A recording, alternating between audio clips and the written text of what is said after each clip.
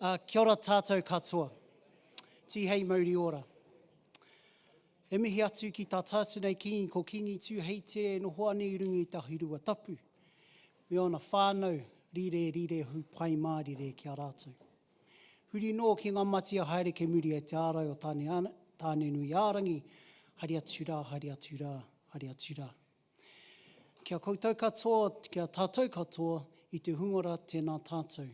Nau mai whakatau mai ki te karanga o te Vice-Chancellor, Professor Neil Quigley, Pro-Vice-Chancellor Matt Bolger, me Professor Anna Strutt. Nau mai whakatau mai.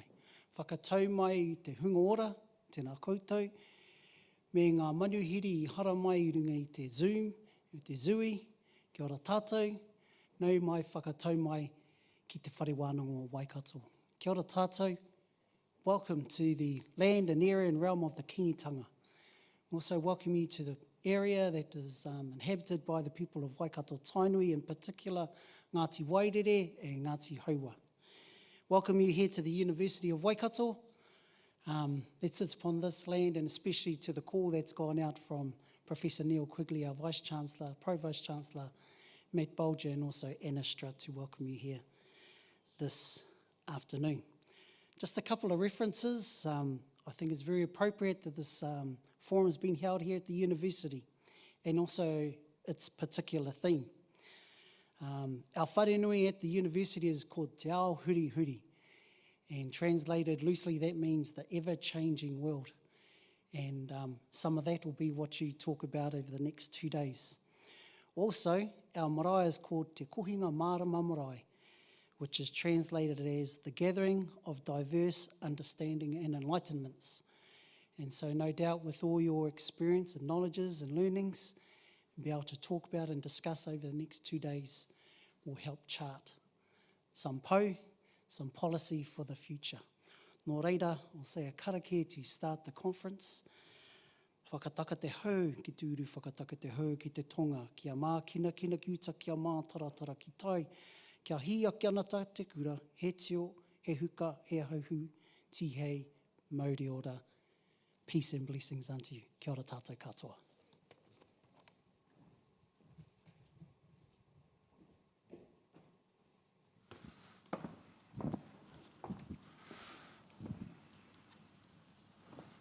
Kia ora tātou. Haere mai ki te whare wānanga o Waikato. Welcome.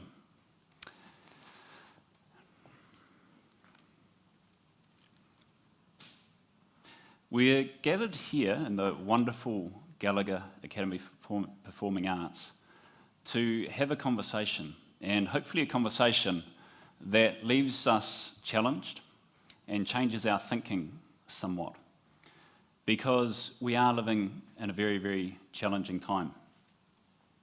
Last night I put the kids to bed and I reread a report that came out, or a talk that was given by the Reserve Bank Governor Adrian Orr last year, as many of you did, obviously, as well. And it was had the excellent title, Navigating at Low Altitude, Monetary Policy with Very Low Interest Rates. And the most striking thing about the report was that on the last page of the PDF I was reading, it mentioned very briefly that we'd have to keep a watching brief on the pandemic. The talk was given in Wellington on March 10th. 9 days later, we closed the borders to other than citizens and haven't opened them yet. And that's not a critique of the report or its authors, but just a reflection on that whirlwind of activity that happened almost 1 year ago, and the speed at which decisions were being made. That's a phenomenal amount of things that had to be processed in a short time. We're now 1 year on from that.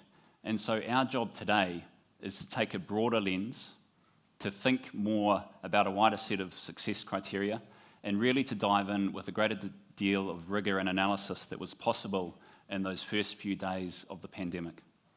So I welcome you to this conversation. I welcome you here, those that are in the room, and I welcome you, the people that were online and watching the live stream. Particularly thank you to those that graciously withdrew being in the room. Obviously we have to cap numbers to 100 All of us in our organisations, our businesses, our families will have had to adjust our lives in the last 2 or 3 days. So thank you for bearing with us.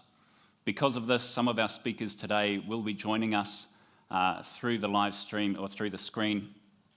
It's important, please, given the nature, the conversational and debate focus of this conference, please do get the questions going. For those in the room, we'll have a roaming mic. One person will hold the mic to your face to avoid the risk of mingling. And for those that are watching on a live stream, you can download via the QR code the Slider app. Those questions will come through to us here on the stage and we'll be able to pose those to the speakers. So please get the questions going and don't hold back. This is intended to be an atmosphere of challenge and debate. Some very quick housekeeping things. For those that it's their first time here, bathrooms just out there and to the left. We'll have a couple of breaks during the day. We'll then finish up, and for those that are staying, we'll have dinner arranged as well after a drink and some light refreshments.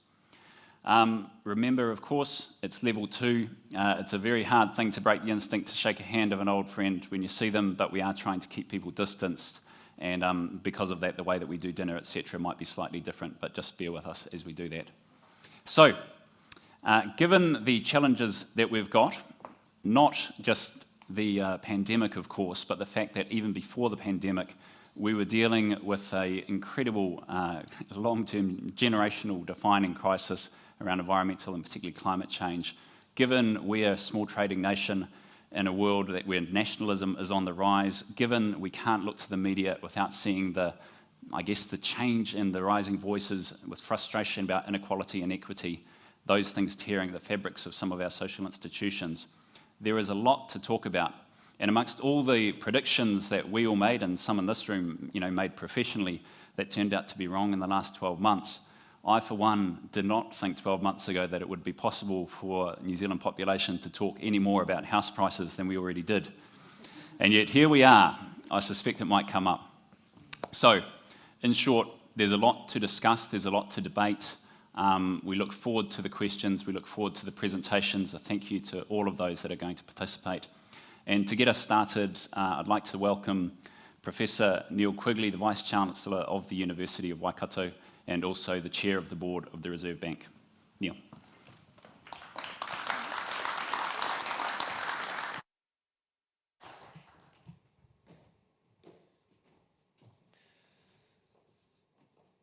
Tui e te rangi e tū nei, tui e te papa e te koutou nei, tui e te tai ao hunga e awhi nei, tui e te herenga tangata, tihei Māori ora. I'd like to join with Matt and Whetu in their welcome of all of you.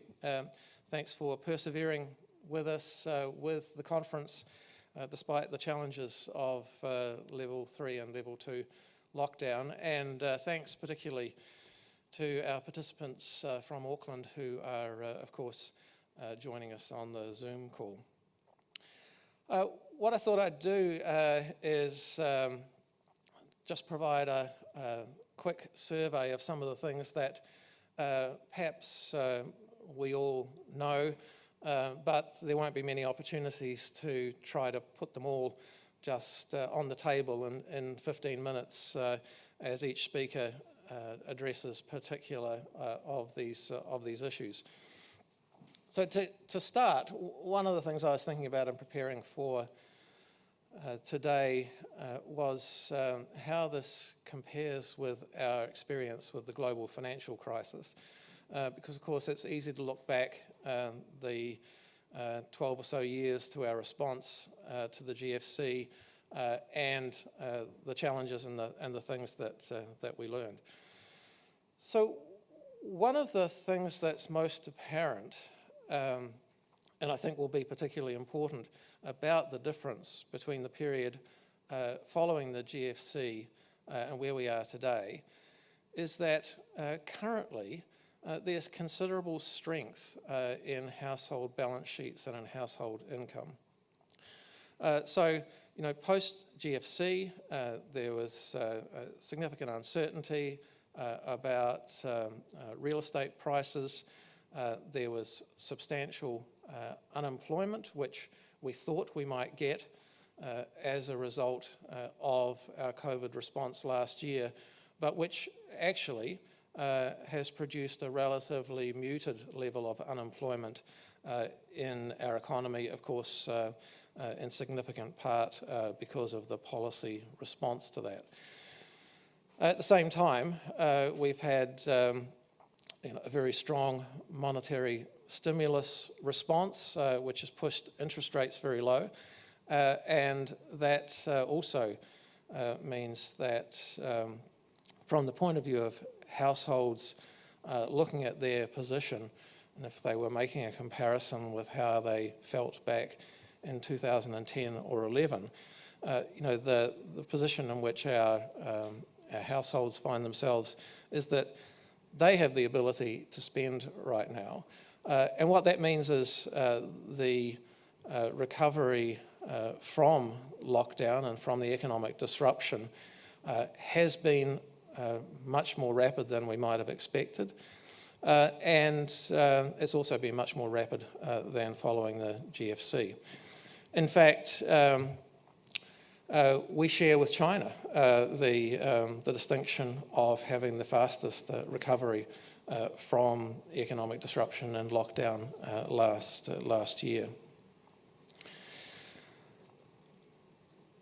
One of the other things about the comparison with the GFC and its aftermath, of course, is that the aftermath of the GFC produced a lot of thinking about monetary policy and the genesis of what we in the last year have been talking about as alternative monetary policy instruments.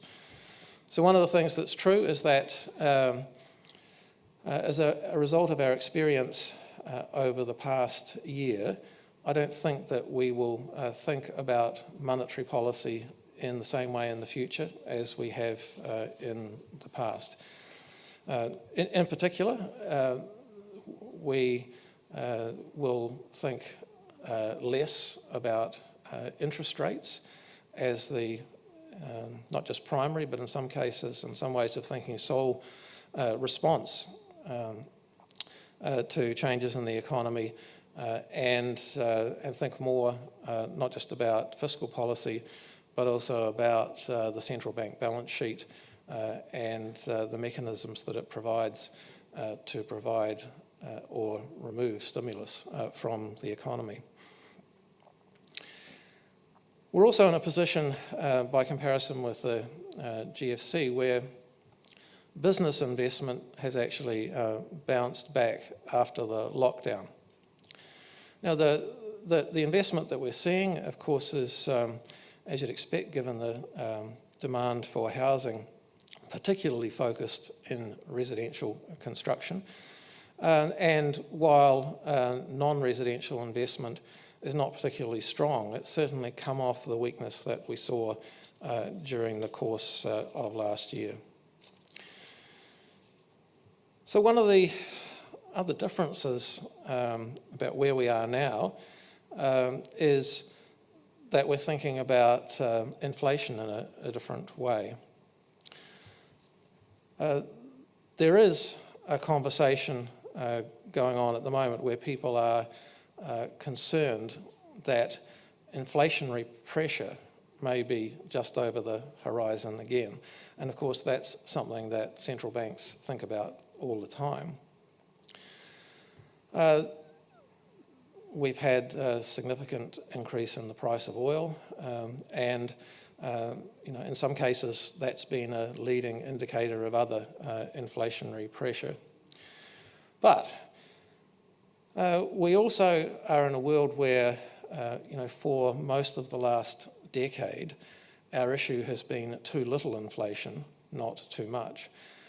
And from a New Zealand perspective, that's particularly been a combination of tradables inflation that was at times negative and certainly over a significant period fluctuated around zero, and relatively well contained non-tradable inflation. So while it's of course important to be vigilant about inflation, You'll have no doubt seen the Monetary Policy Committee's reaction to some of the discussion, their sense that they want to wait to see further evidence of inflationary pressure should it emerge. And of course, one of the delicate balances there that needs to be considered is while China, the economy is growing quite strongly now, while there's a massive stimulus package being talked about under President Biden's government in the US, at the same time, there are still significant parts of the rest of the global economy where more stimulus is needed, not less, and that would be true in a lot of Europe as well. So we also operate at the moment in a world where there's a great deal of uncertainty. I think the current lockdown is an indication of that. What that means is that, of course, the investment environment is in many areas a difficult one, and what surveys of the business community say is that many people in the business community think there's at the moment too much uncertainty to be committing to significant new investments. So one of the elements of uncertainty, and something that perhaps will come up during the course of the conversations, is the way in which our response to COVID-19 will evolve over the next few years. So at the moment, we're treating COVID-19 as an emergency, and we have shut the border except for the MIQ transition available to New Zealand citizens and a few others. But that as a strategy, while it's served this country well at this point, it's going to need to transition to quite a different way of thinking about COVID-19 in the future. Once a significant part of the population is vaccinated, we're going to have to face the question, are we ready to start to regard COVID-19 as being endemic in the same way we think about influenza now? And that, I think, is a challenge, not just from a policy perspective, that is, how do we get from where we are now to that world where we think of COVID-19 as something like influenza in the future with a large proportion of the population vaccinated. It's a policy challenge, but it's also a psychological challenge, given where so many people in New Zealand are at the moment and the way they've learned to think about the challenge of COVID-19. So I think that's a significant part of the uncertainty that we face. So, of course, everybody in this room is aware of the historically low interest rates that we're observing, and indeed, the success that the Reserve Bank has had through its policy in pushing interest rates down across the curve. So, in a situation where, as of this morning, the government could raise funding for 10 years through a bond and expect to pay about 1.7% for that money.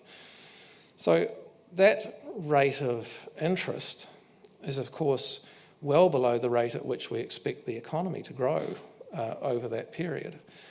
So that says, well, surely, pretty much every dollar that we could get our hands on, if we could invest it in a basket that was going to produce a yield equivalent to the average growth of the economy over that period, we would have to be winning. But of course, both the starting point for these initiatives matters, the starting point in particular being how much spare capacity do we have in the economy at the moment, how much inflationary pressure would be created by a very significant impulse of additional government investment in the economy. And the answer is that while there's some spare capacity in the economy, certainly less than we had imagined there would be at this time as we were thinking about it a year or 9 months ago.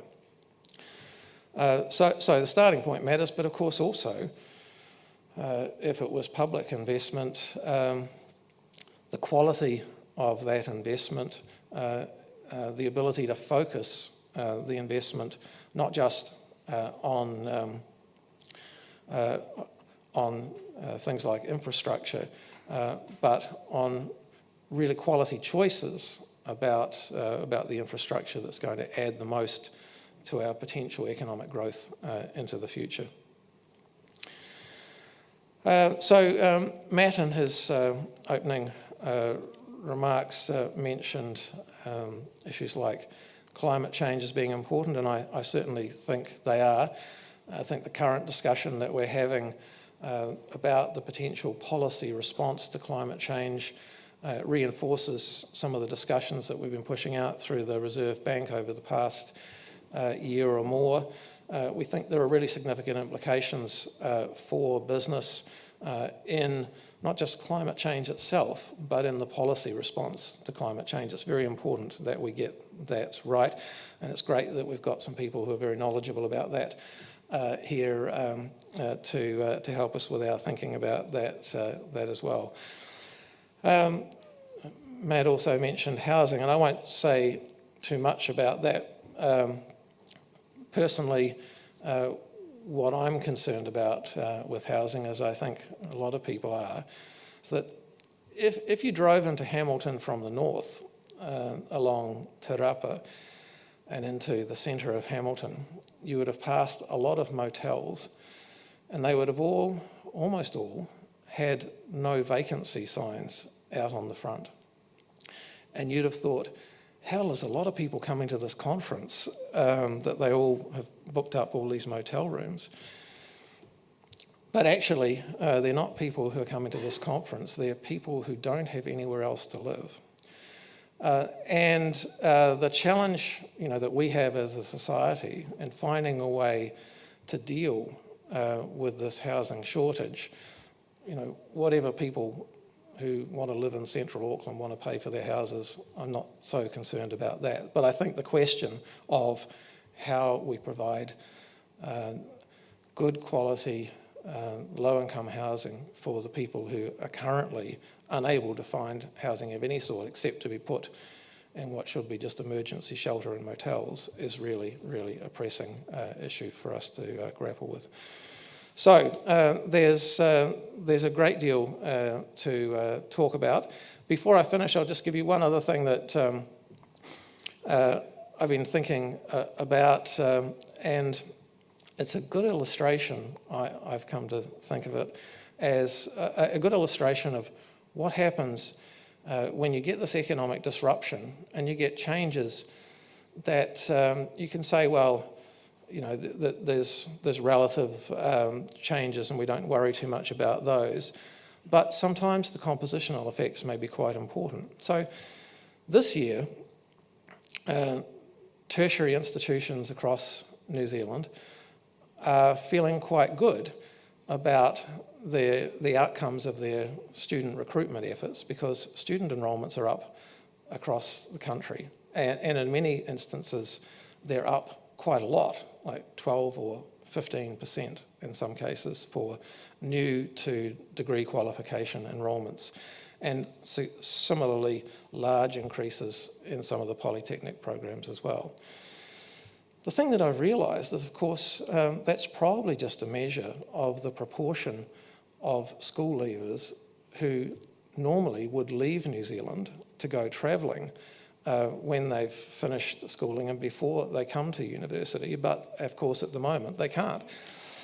Of course, with the border closed to international students, we'll take all the enrolments we can find. But therein is an interesting example. We know that both migration into New Zealand and immigration has fallen.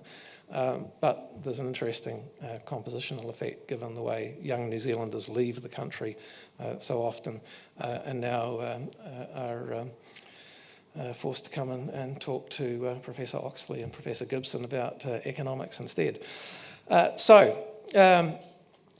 Again, thank you all for being here with us. I'm really looking forward to the next day. We've got a great lineup of speakers, and across those many areas, infrastructure investment, we've got Alan Bollard, we've got Adrian Orr coming to talk to us. We've got Ganesh Nana talking to us about productivity. So I think a great lineup of speakers. A credit to Matt and his team for putting it together. Thank you all for being a part of it.